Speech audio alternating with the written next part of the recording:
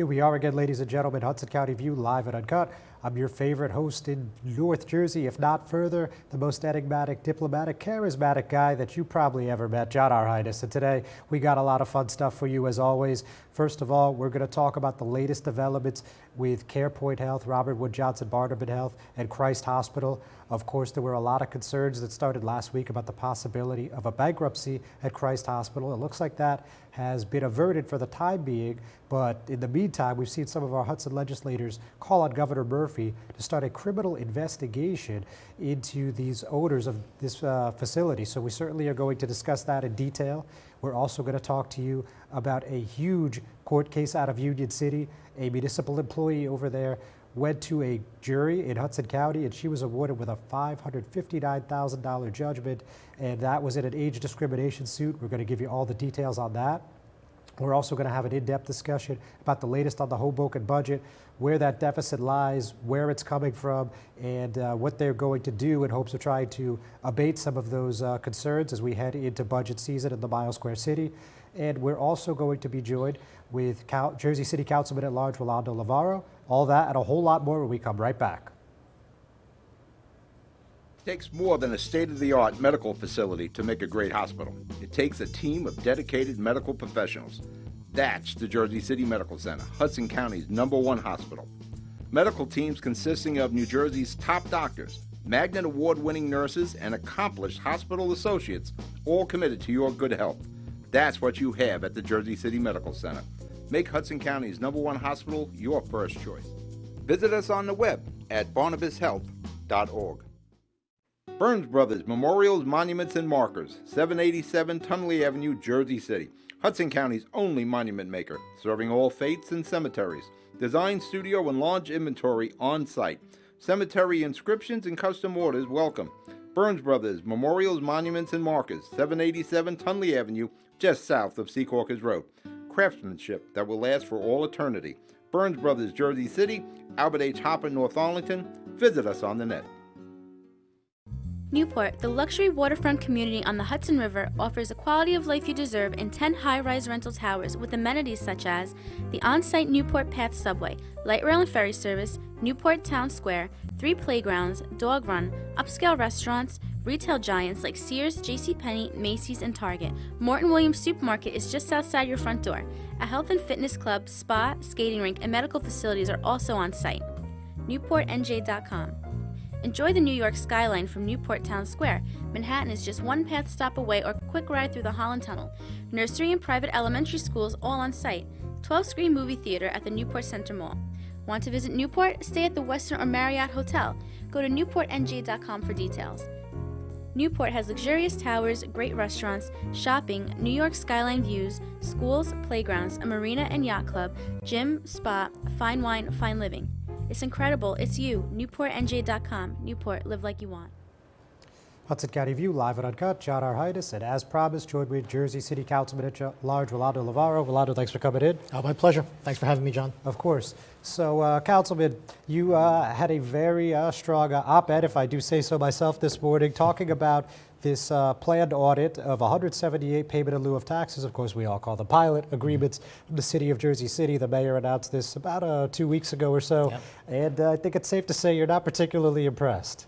Yeah, look, I'm not impressed. I think we absolutely, as I said in my letter, that we absolutely should do it, and we should reclaim all the monies that were not collected and weren't billed in the past.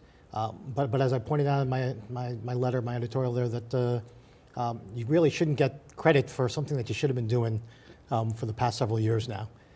This goes back to 2013 when we first took office. It was a mandate for everybody at the time. The mayor back then, rightfully, and boasted about taking the reclaiming monies from various developers, including a very public one, which I didn't even cite in the letter, with Newport, and the wagged his finger at the proverbial finger at the Healy administration at the time, saying that they had neglected their duties, and then got into a back and forth war on that for a little bit there, where the Healy administration said, no, in fact, we were looking at these things and trying to collect them. And so back then he made the public statements and promises that we're going to stay on top of this, and nobody's going to be able to escape the long arm of the law of Jersey City in that regard, and we're going to collect these abatements and hold every developer accountable. And lo and behold, several years later, after a series of mismanagement and personnel problems and issues in the city, which are rife throughout the city, we end up with having to basically clean up the tax abatement issue and collecting uncollected monies that should have been collected in the first place. Now, I think some people have forgot or perhaps weren't even aware, but as we reported in about October, there was a audit from the Board of Ed that said that both the school district and the city were losing out on millions of dollars, and of course that hasn't been checked by any second entity until now. So we'll see what we see. But did you ever get a chance to read that report in full? I didn't, and I'll be frank with you. At the time, I kind of took that with a grain of salt and looked at the story and looked at the messenger on that, and didn't give it a lot of credibility. I've had conversation with folks in the community since then who've rightfully corrected me on that and said maybe I should have been more on top of that one, because despite the messenger not being an honest messenger and being a corrupt messenger, frankly, that there were potentially credible auditors there who, I'm not familiar who they were, but who actually conducted something and determined, had come up with certain findings, and we should have probably investigated it then and taken a closer look at that. That being said, we're going to do the audit, and we will approve those contracts tonight, I assume, although I'm skeptical as to whether we need really three auditors to complete this job, but we'll discuss that some more tonight at the council. Sure. So for those that haven't had a chance to look at the agenda, or perhaps just weren't aware, just could you tell us what the resolution says and why this is important with the audit process? I mean, it basically lays out that there are tax abatements that we need to audit the audit every year, April 30th. Developers who receive a tax abatement have to provide their audited financial statements, and somebody needs to check to make sure those audited financial statements that the revenues and their profits are not exceeding the profits that they're entitled to by virtue of abatement. It sort of, for lack of a better word, limits their abatements, their profits, and so anything in excess of that, they call it excess profits. The city's entitled to a portion of that. So that resolution essentially allows for the auditors to investigate and to review and assess whether or not they're in compliance with those stipulations within their agreements. Sure. Yeah. Okay. So now, with that said, at the end of your letter, you said we need to hold these developers accountable, which I think pretty much everyone's in agreement with, that. Yep. And the mayor as well. But also, that, like you said, that was back in 2013 when he first made those comments, and now, of course, we're in 2020, and it doesn't look like the city council was aware or had done anything specific related to this. I do know you mentioned that Councilman Young, yourself, Councilman Solomon, did bring this up in 2017.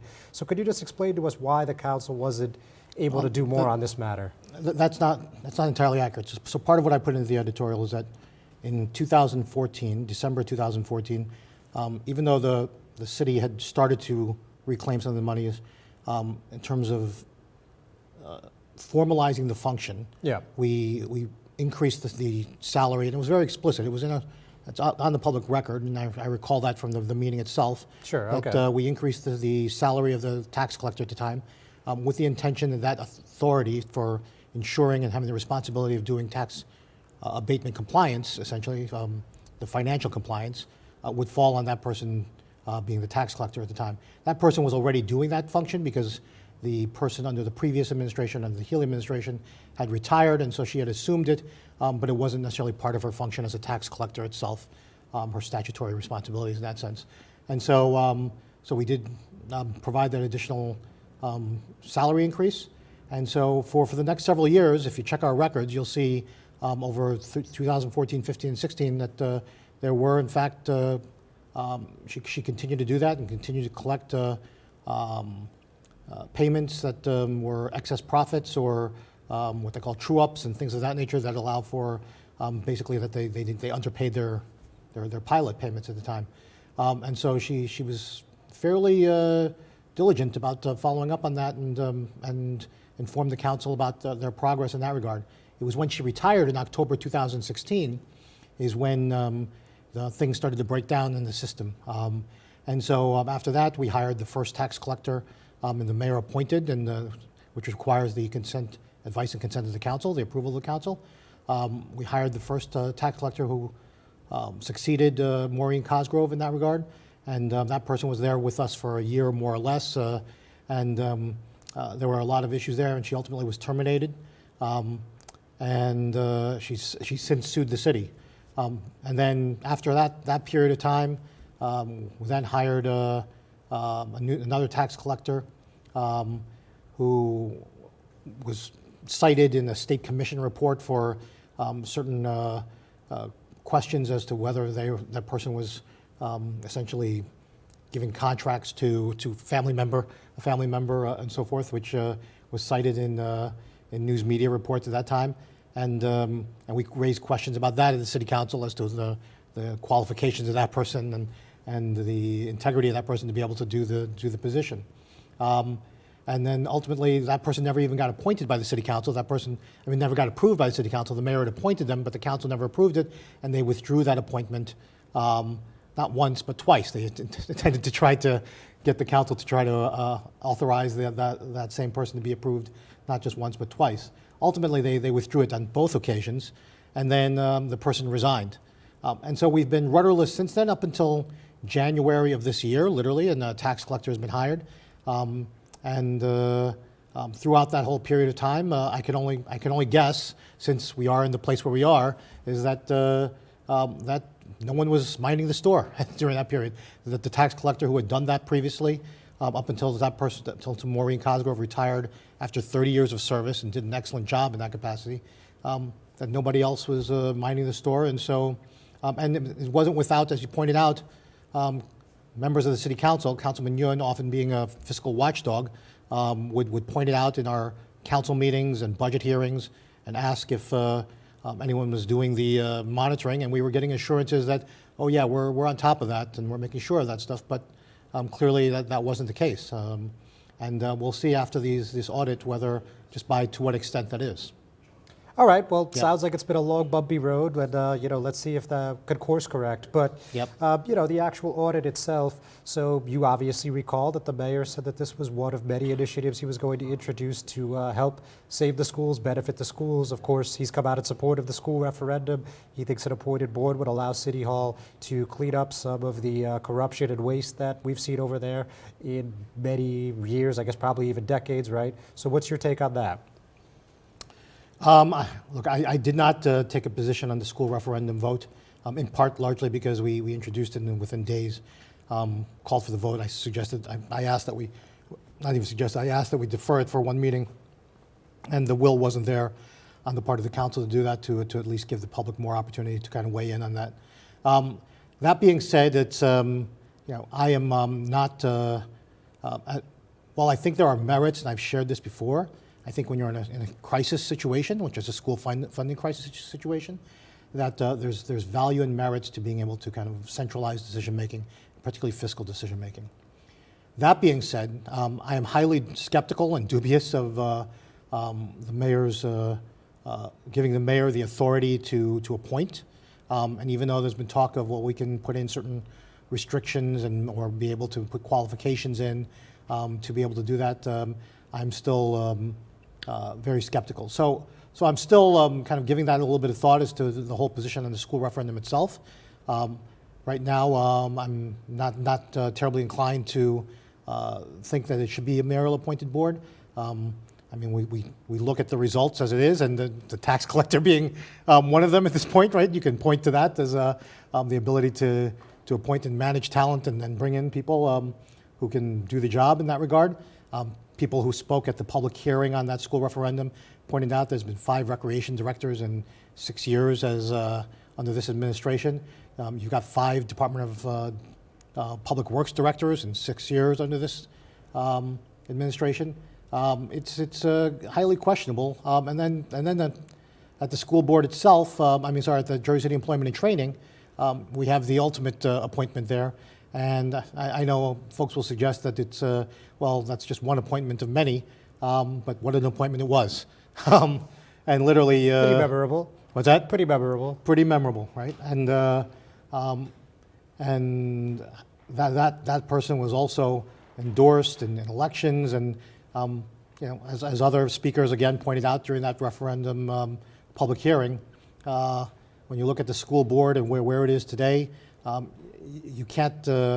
No one can suggest, honestly, that Mayor Fulop hasn't been the architect of the schools since he was a councilman back in 2011, and then I was a supporter of that as well, right? So to a certain period in time, up until after he became mayor, and then it, I think in many ways we lost our way in that regard, and some people would say maybe we gained our way, depending on which side of the fence you were on that stuff.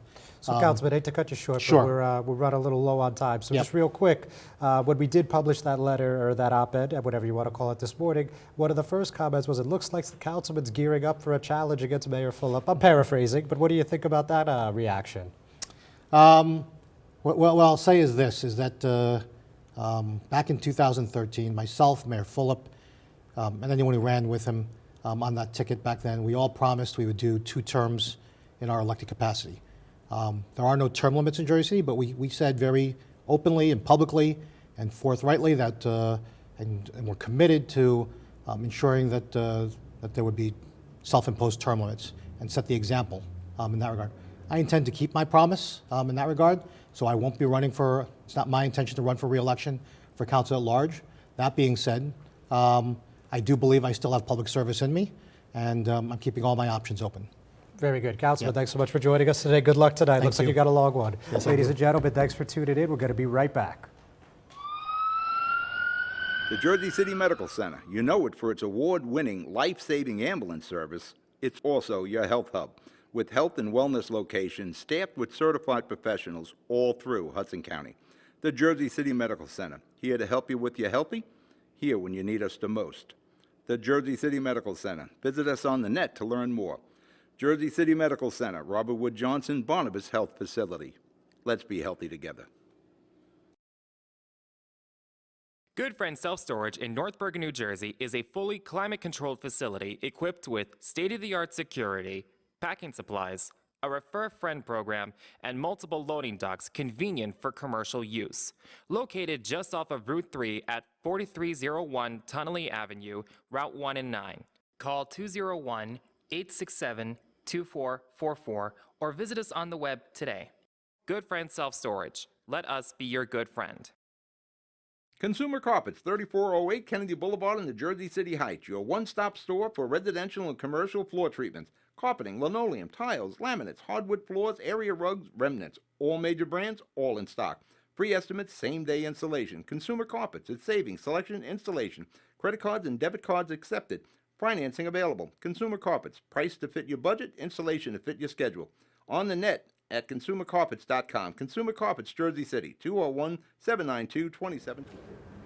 Hudson County View live at Uncut, and John Arhitis back and here to tell you a little bit about the latest on CarePoint at Christ Hospital. So it's been an interesting week in that regard. Obviously, as I mentioned at the top of the show, there were some concerns about the CarePoint owners having Christ Hospital declare bankruptcy. That did not happen.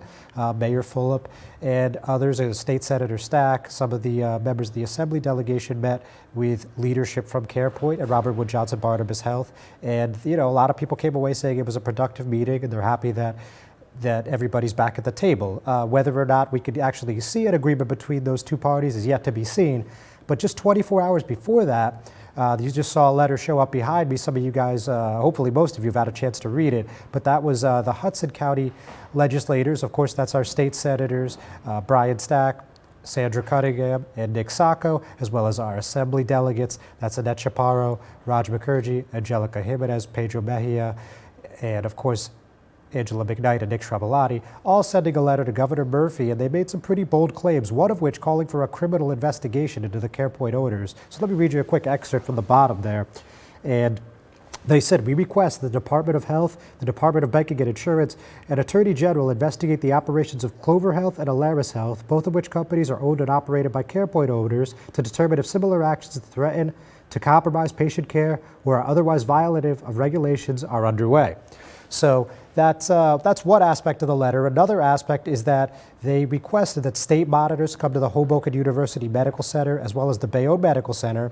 I'm sure everybody tuning in knows that last week the Department of Health, under the watch of Governor Phil Murphy, had a state monitor appointed to Christ Hospital. Again, that was in hopes of keeping all three hospitals open for as long as possible. So, certainly a very interesting letter. I recommend you guys read it. It's only about a page and a half, but it really gives you some color on what exactly has been happening here. I think you can see the frustration in the Hudson leadership here with this situation. I mean, obviously this has been lingering for quite some time. I mean, we heard about the possible sale back in October between Robert Wood Johnson and Barnabas Health. They were going to acquire Christ Hospital and the Hoboken University Medical Center. There was a letter of intent signed. Everything looked like it was going smooth. And just, the past few weeks, we've been hearing now that things have hit a snag, and who knows what's going to happen. Will there be bankruptcies? Will the state appoint monitors to each hospital?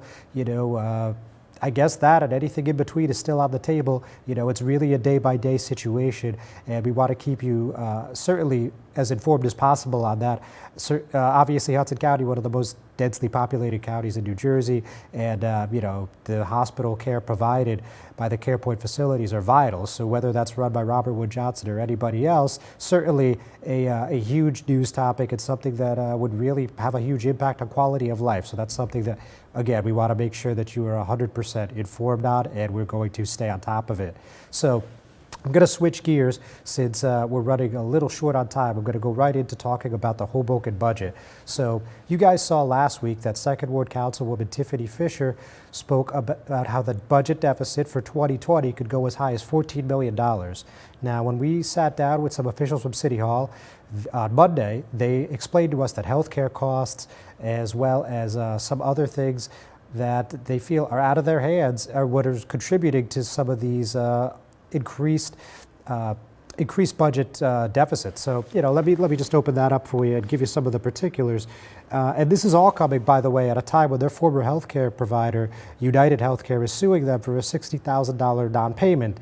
And on top of that, they want fees, interest, and any other relief deemed equitable by the court. So, things are getting a little chaotic in Hoboken. I mean, no surprise to any of you that have been following. But this whole budget situation looks like something that is going to go down to the wire. And, we've heard Business Administrator Stephen Marks talk about how the healthcare costs are up about $1.5 million from the previous year. We've talked about how the parking utilities down about $600,000 in revenue. We've talked about how the municipal court's down about $400,000 in revenue. Of course, these are all big things. They've also told us, though, that labor contracts, there's 6 labor contracts that need to be settled. They're all overdue, so those are all be 3-year terms, and they'd be retroactive for 2018, 2019, and 2020. So certainly that is something that is very important to consider when we're looking at all this. And, another thing to consider is, of course, spending. When we're talking about municipal employee raises, when we're talking about, those insurance packages, as, we were just having a conversation about. And it's something that, has led to a letter to civil service asking for authorization to notice 79 employees. Now, of course, those 79 layoffs would have only be in a doomsday kind of scenario, but that's something that's on the table on top of a tax increase. So this is something where a lot of people are going to have to put their heads together in order to have an outcome to give, the most reasonable tax increase with the least amount of people laid off, I guess, really in simplest terms. So there's a lot to see. I mean, if you haven't read the report about that, I suggest you do. I mean, there's a lot of numbers in there and a lot of context on what's happening. Again, this is a topic that we're going to discuss in depth. On that, we're going to take a quick commercial break, and then we're just a couple things before we call it a day here. Rama Jewelers, located in the Lyndhurst Shopping Center at 413 Valley Brook Avenue, Lyndhurst. Come for all your jeweler needs at Rama Jewelers, where you will find a fine selection of necklaces, earrings, rings, and bracelets. Choose from one of our complete sets, our many signature items, or find the perfect engagement ring. Come on down. That's Rama Jewelers at 413 Valley Brook Ave, Lyndhurst. Call 201-939-5784 or visit us online today. Introducing the MyJCMC app, Powered by Practice Unite. The free MyJCMC app puts the power of healthcare at your fingertips. Go to the concierge for access to referrals, scheduling, and appointments.